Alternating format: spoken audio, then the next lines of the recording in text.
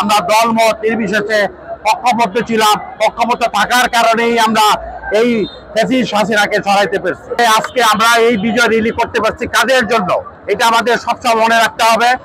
যে বিজয় র্যালি করতে পারছি হাসিনা স্বৈরাচার হাসিনাকে সরাই, যাদের রক্তের বিনিময়ে আজকে আমরা এখানে দাঁড়ায় বক্তব্য দিতে পারছি, বিজয় র্যালি করতে পারছি, তাদের যেই শহীদদের রক্তের বিনিময়ে আজকে আমরা এখানে দাঁড়াইতে পারছি, তাদের আল্লাহর কাছে ফরিয়াদ করি তাদেরকে জান্নাতুল ফেরদৌস নসিব করুন। বঙ্গুত্ব বরণ করেছে, আহত হয়েছে, বিভিন্নভাবে ক্ষতিগ্রস্ত হয়েছে।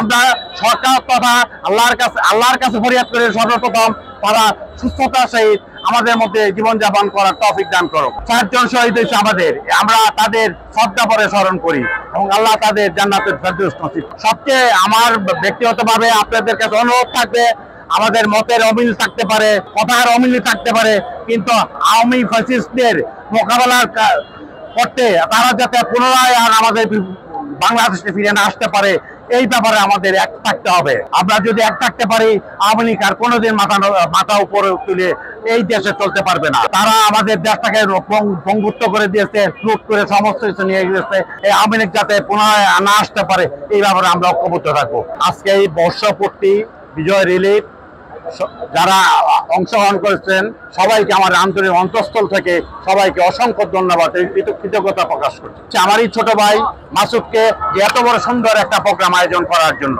তাকে আমাদের পুরা রূপগঞ্জবাসীর পক্ষ থেকে তাকে ধন্যবাদ জানাচ্ছি।